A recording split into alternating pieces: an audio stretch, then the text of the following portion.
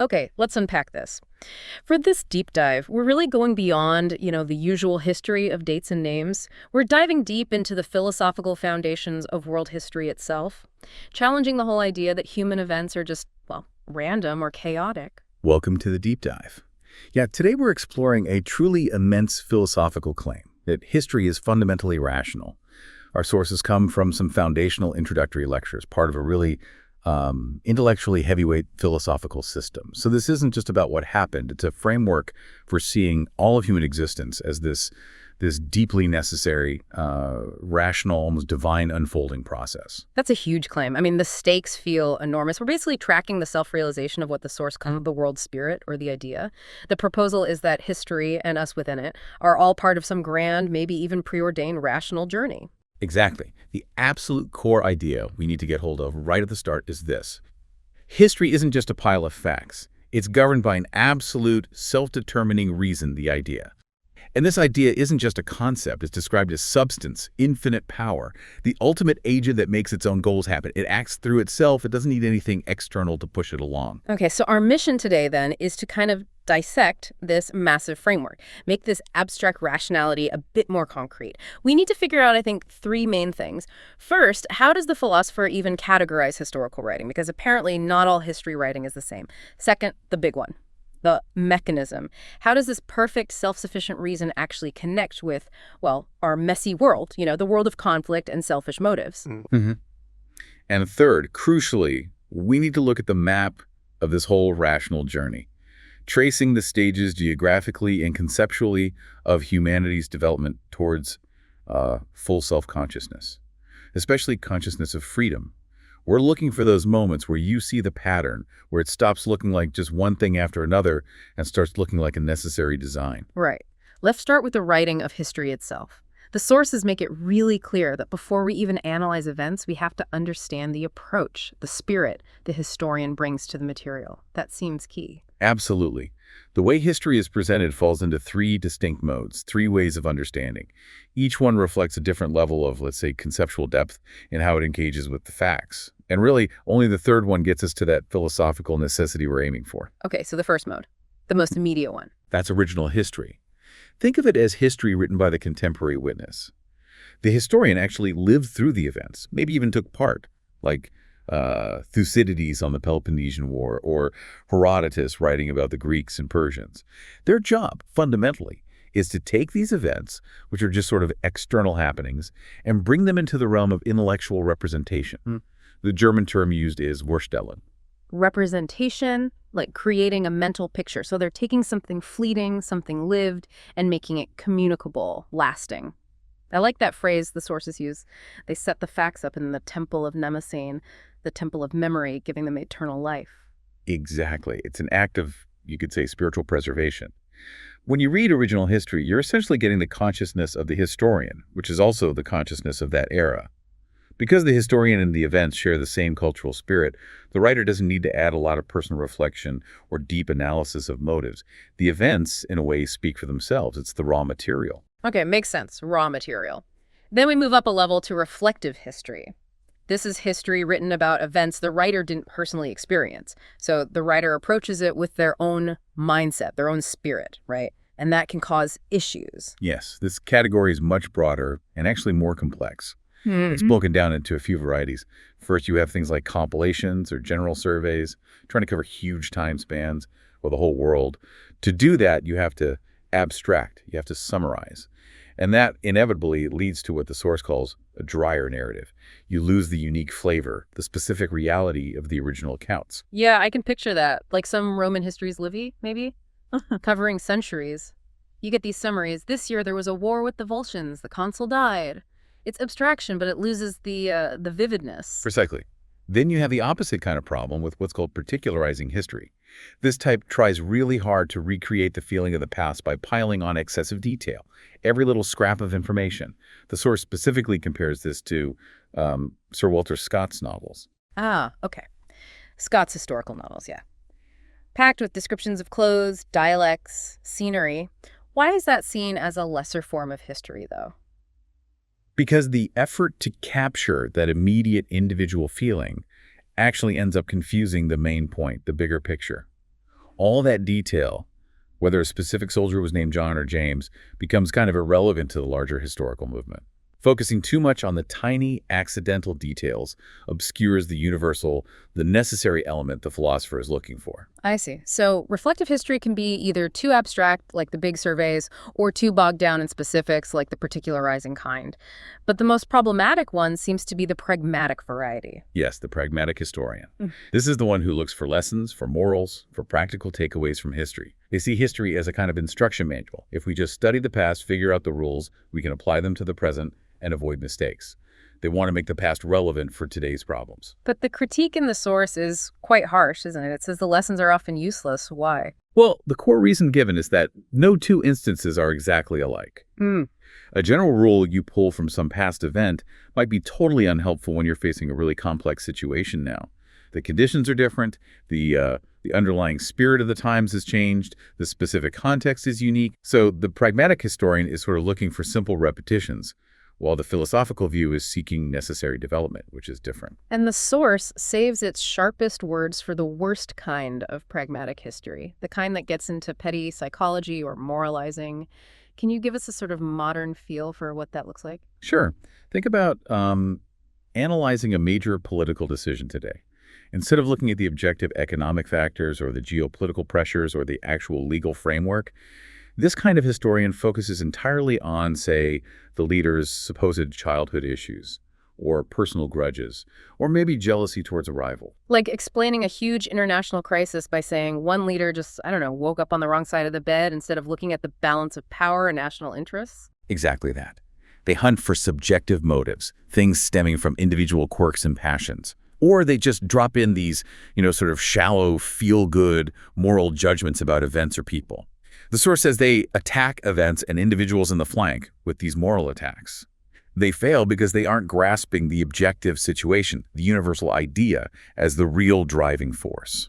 Okay, which brings us finally to the highest form, philosophical history. This is the main focus, right? Applying pure thought, reason itself to the historical narrative. Yes.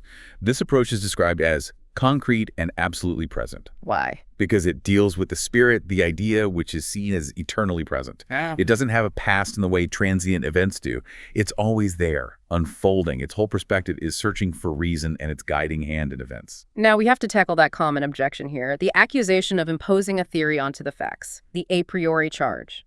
Critics say philosophical history just forces events into a pre-cooked scheme. How does this philosophy defend itself against that? It's a fundamental defense. The philosopher argues back that any truly a priori scheme, meaning a scheme thought up before looking at the world and existing separately from it, is basically inconceivable. The idea, reason, doesn't exist in a vacuum apart from the world of experience. Philosophy needs the facts of history.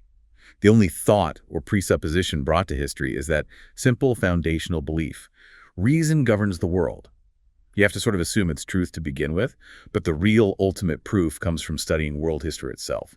History, seen properly, becomes the image and the enactment of reason. So the process is, assume reason is at work, then undertake the philosophical journey to see that assumption confirmed by how history actually unfolds, revealing its rational necessity. Precisely. And this initial insight that reason governs isn't just pulled from observing random facts. It comes from what the source calls speculative cognition. That's the highest level of philosophical understanding, grasping the concept in its own inherent necessity. So the proof that history is rational is completely tied up with the detailed knowledge of history itself. They prove each other, in a way.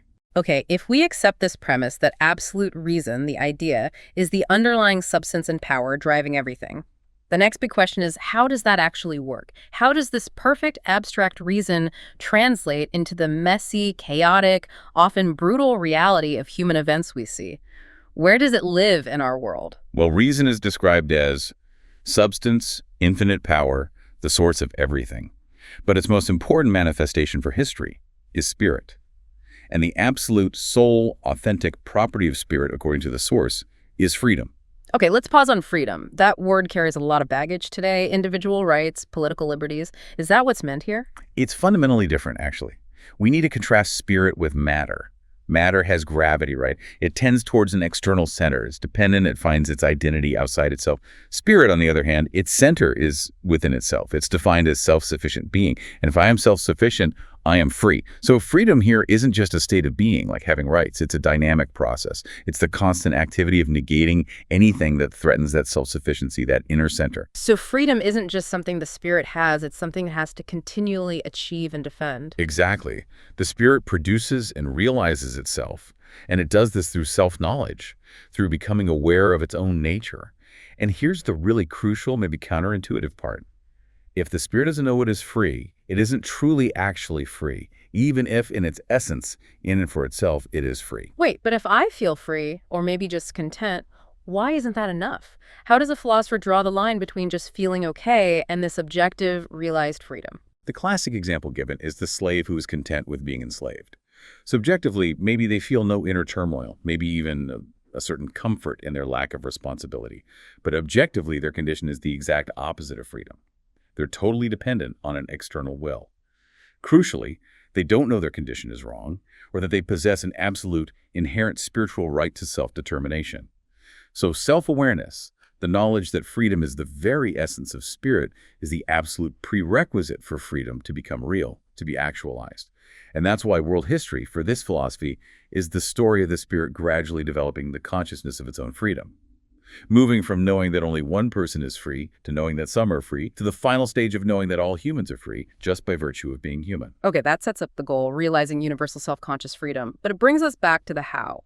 How does this perfect universal reason use messy human activity, which seems driven by selfish desires, petty interests, to achieve its grand universal goals? This brings us right to the core mechanism of historical change: passion and the cunning of reason. Passion is the engine, the subjective energy that makes people act. The source states bluntly, nothing great in the world has ever been accomplished without passion. And passion here is defined specifically as human activity driven by particular interests, special aims, or selfish intentions. So passion is the raw power, the drive, the subjective force that maybe unknowingly ends up serving the grand plan of the idea. Precisely. And the cunning of reason is the philosophical concept that explains how this happens. It's how the idea, the universal ultimate goal, gets achieved through these very particular, often selfish, subjective interests of individuals. The people driven by their passions often have absolutely no clue about the larger purpose they're fulfilling. The idea gets its work done, you might say, behind their backs. The universal uses the particular for its own ends. The source gives a really powerful historical example of this Julius Caesar. Let's dig into that because it seems to illustrate the cunning of reason perfectly. Yes, Caesar's motivation, viewed subjectively, was clearly personal. He wanted to preserve his position, his honor, his security against his rivals in the Senate. Those rivals, formally, had the laws of the Republic on their side. Caesar was driven by ambition, self-interest. That was his particular goal. Crossing the Rubicon was, from that perspective, an act of pure self-interest, even treason against the Republic's laws. Absolutely. And yet, by defeating his rivals, his actions simultaneously achieved something that the philosopher argues was historically necessary for Rome at that point. It pushed Rome towards undivided sovereignty, towards the empire. The old Republican structures, the argument goes, had served their purpose. They'd become inadequate for the spirit of the age. The universal principle, the world spirit, required the stability and unity that only an empire could provide them. So Caesar's personal ambition became the necessary tool, the means for the universal will of the spirit to realize itself in Rome.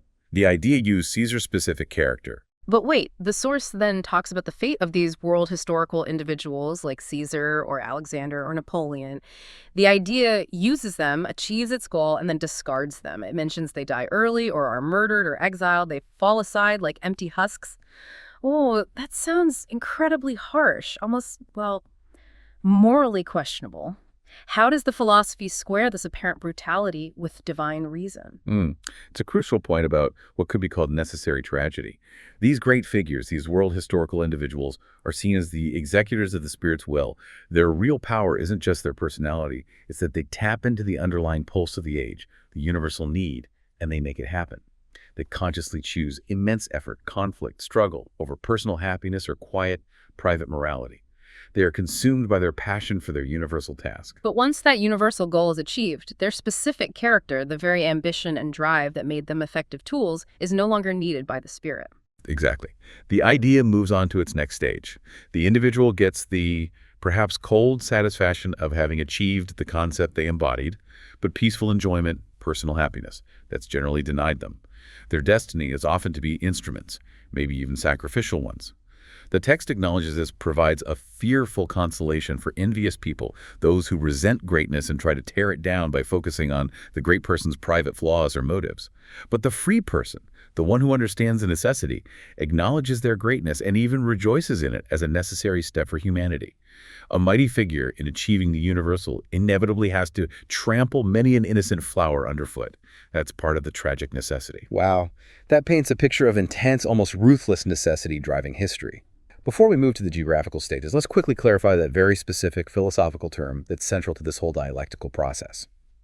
Aufheben. Yes, Aufheben. It's a German verb, and it's notoriously difficult to translate directly because it holds three seemingly contradictory meanings all at once. It means to raise up or elevate, to preserve or keep, and also simultaneously to cancel, overcome, or annul. It describes a specific way the spirit moves from one stage to the next through this dialectical process. So when the spirit aufhebt a previous historical stage, it doesn't just obliterate it. No, not at all. It overcomes its limitations. It cancels out what was inadequate or contradictory in that stage. But crucially, it also absorbs, elevates, and preserves the essential rational truth, the achievement of that stage, carrying it forward into the next higher, more developed form. That's how historical progress happens in this view, not smoothly, but through necessary conflict, contradiction, and this process of preservation through transcendence. Can we quickly apply that to Caesar and Rome again? How does the spirit aufheben the Roman world into the next stage? The Germanic world, what's preserved, what's canceled? Okay. The Roman world perfected the idea of abstract, impersonal law justice. That concept of objective legal right, that structure is preserved. It's a vital achievement. However, the limitation of the Roman world was that freedom remained largely external, based only on this abstract law. This led, eventually, to inner spiritual emptiness and the need for an arbitrary ruler, the emperor, to hold things together. That limitation, the external-only nature of freedom, the reliance on arbitrary power that gets canceled or overcome. The Germanic stage then takes the preserved concept of law, and infuses it with Christian-influenced subjectivity, individual conscience, a sense of inner worth. It moves from mere external legal right towards internal ethical freedom. That's the dialectical stuff. Okay, that makes sense. So the idea is unfolding, using passion, moving through these dialectical steps. Now here's where it gets really interesting, as you said earlier. How does this universal idea actually manifest in the concrete world? In politics, in nations? The philosopher maps this out geographically too, right? Absolutely. The primary and necessary way the spirit achieves objective reality is in and through the state. The state is described as the objectivity of the spirit. Freedom, which is spirit's essence, finds its concrete reality, its objective form, in the laws and institutions of the state. And crucially, a will that consciously obeys the law of a rational state is considered truly free because, in obeying the universal rational law, it obeys itself. It recognizes its own reason in the objective structure. So the state is fundamentally different from, say, the family, which is also a form of collective ethical life. Yes, the contrast is important. The family is described as ethical unity based on feeling, love, natural ties, rooted in sentiment.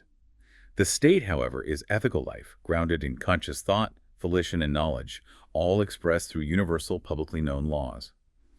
It's only within the structure of the state, the argument goes, that individuals become truly independent subjects, because they can distinguish their own individual ego, their subjective desires, from the universal law, and then consciously choose to align their will with that law because they recognize its rationality. The whole system, constitution, justice, morality, even art and science, finds its necessary completion in objective reality within the state. And this all ultimately connects back to that overarching theological claim, doesn't it? The idea that the actual world, when understood correctly through its necessary structure, really is as it ought to be. Because God's will, understood here as universal, divine reason is all-powerful and inevitably translates itself into reality. World history is essentially the unfolding plan of providence. Precisely. And this divine plan, this execution of reason, is seen as following a definite geographical path. It's quite specific. World history moves, necessarily and inexorably, from east to west, just like the path of the sun across the sky. Asia is designated as the absolute beginning, the dawn. Europe is positioned as the absolute end of history, the place where the sun of self-consciousness reaches its highest point, its full realization. That's a striking analogy. The physical sun rises in the east, representing maybe the origin, the childhood of humanity, but the inner sun of self-consciousness, which the source says emits a higher radiance, makes its ascent, its journey towards full brightness in the west. And this grand journey is divided into three main phases, defined by the level of consciousness of freedom achieved. Right. Phase 1, the Oriental world. This represents the childhood of history. The guiding principle here is called substantial freedom. Substantial freedom. What does that mean in practice? It sounds like the spirit is still sort of immersed, unreflecting. Is this where only one person is considered truly free, the ruler, the despot, and everyone else is subservient? Exactly. In this stage, freedom exists only in substance, embodied in the single figure of the monarch or emperor. Individuals are largely unfree because they live under laws and customs that exist in and for themselves. They are objective realities, but the individuals don't recognize these laws as expressions of their own rational will. They simply obey. China is given as a key example. A vast, enduring theocratic despotism, a patriarchal government where the state regulates everything, leading to a very stable but largely unchanging culture. India is also discussed here. Despite its, really significant spiritual and philosophical achievements, the source argues that India effectively has no history in the sense of progressive rational development. Why no history for India, according to the source? That seems like a strong claim. The argument hinges on social structure. Indian society became petrified into natural determinations, specifically the rigid and hereditary caste system. This extreme structural rigidity, where your place in society is fixed by birth and seen as a natural, unchangeable fact, is argued to exclude the ethical element needed for true historical movement. If individuals are locked into these fixed categories, the potential for the spirit to develop consciousness and reshape its external world is severely limited. Okay, so from the Oriental world, history moves westward to phase 2, the Greek and Roman world. This is seen as the youth of history, a definite step forward from despotism. Yes, a crucial advance. This is where subjective freedom starts to dawn. Freedom is no longer confined to just one ruler. Now, some are recognized as free, but, and this is the key limitation, their freedom is still restricted. For example, the Athenian citizen is free, but only as a citizen of Athens. His freedom is tied directly to that specific political community. If Athens falls, his freedom effectively disappears. It's not yet a universal human quality. So, freedom is conditional, tied to citizenship. What are the main spiritual or conceptual developments in this phase? We see the rise of individual personality as a force, people acting more consciously for their own ends within the political structure. And alongside this, the development of the world of abstract rights, particularly in Rome, with its incredibly sophisticated legal system. Geez. However, this very fragmentation, this rise of powerful subjective individuals often pursuing conflicting goals, eventually leads to internal strife and disunity. This internal breakdown, the source argues, necessitates an external, often arbitrary power like the Roman emperors to impose order. The spirit recognizes this limitation and must move beyond this fragile, externally focused freedom. Which brings us to the final stage, phase 3, the Christian Germanic world. This is presented as the manhood of history, the culmination. Yes, this is depicted as the stage of reconciliation. It's about achieving the unity of objective freedom, the rational state and its laws, and subjective freedom, the individual's inner conscience and self-awareness.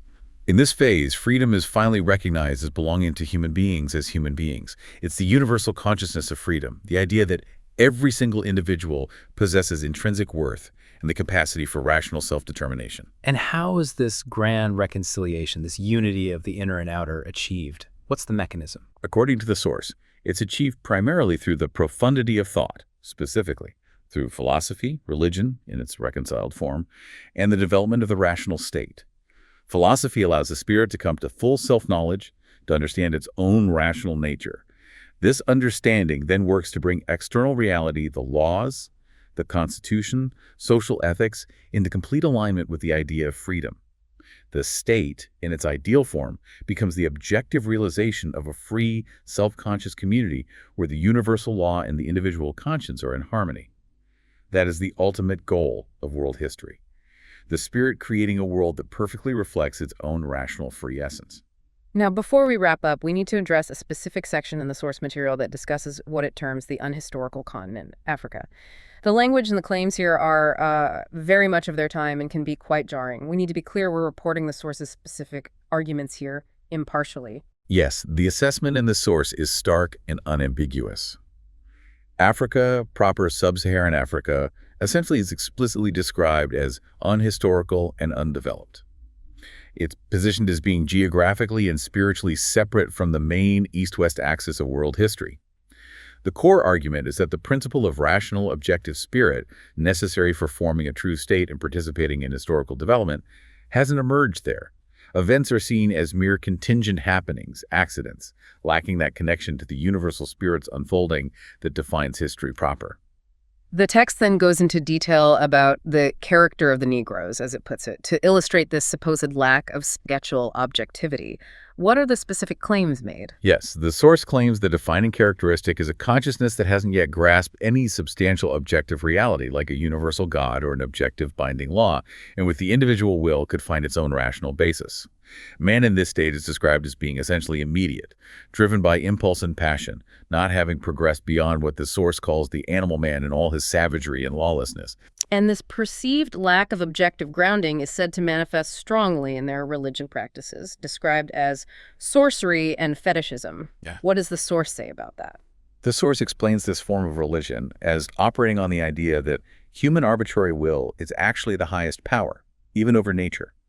An individual creates a fetish, maybe a particular stone, an animal part, a carved figure, and invests it with power, essentially projecting their own will onto an external object. This is seen as a very early transitional stage of religious consciousness, but the crucial limitation from the philosophical viewpoint presented is that the worshipped object ultimately remains subject to the worshipper's own arbitrary will. Meaning, unlike a concept of God as an independent, absolute being, the fetish is still ultimately under the control of the human who made it. Exactly. The source notes that if the fetish doesn't deliver what's wanted, if misfortune strikes despite it, the individual might bind and beat the fetish, or destroy and discard it, and simply make a new one. This, in the philosophical interpretation offered, shows that consciousness hasn't moved beyond sheer arbitrariness.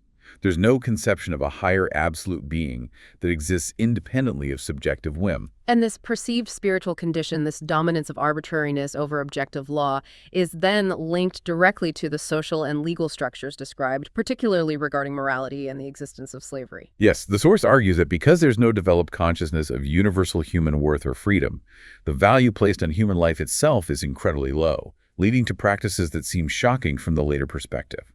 The political order is described as savage despotism, where the ruler's will is absolute and arbitrary, unrestrained by law.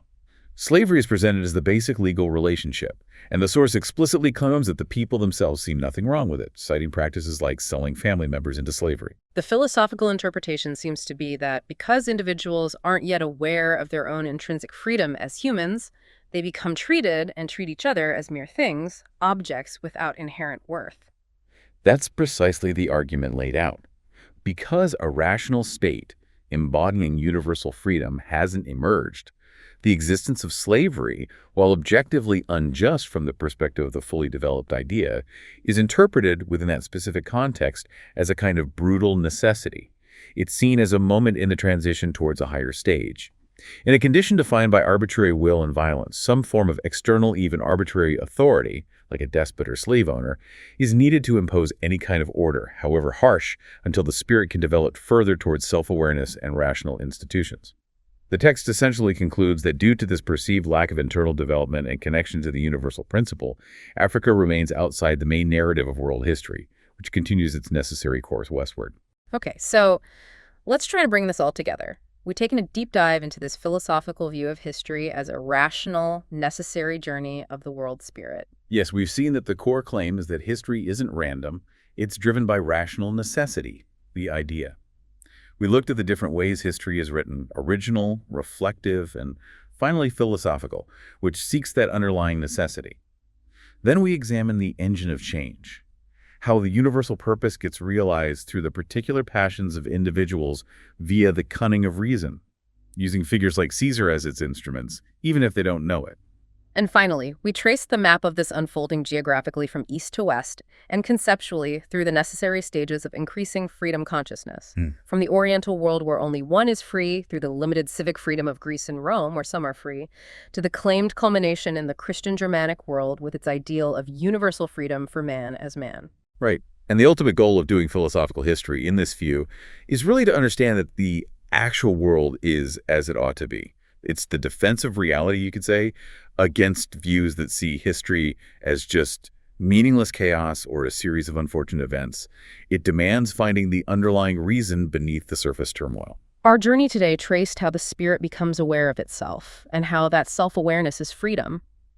We saw how the spirit seems to use everything, even our deepest, most selfish drives, as fuel for its own realization.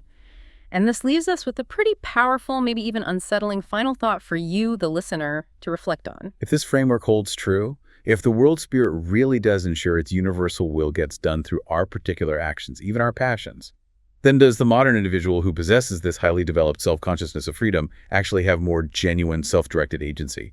Or are we perhaps just the most sophisticated, most self-aware instruments that the universal idea has fashioned so far to achieve its own ends? It's something to think about. Look at your own driving forces, your ambitions, your passions, what you strive for, and ask yourself, is it possible they're serving some larger, maybe unconscious purpose within this grand, necessary unfolding of history?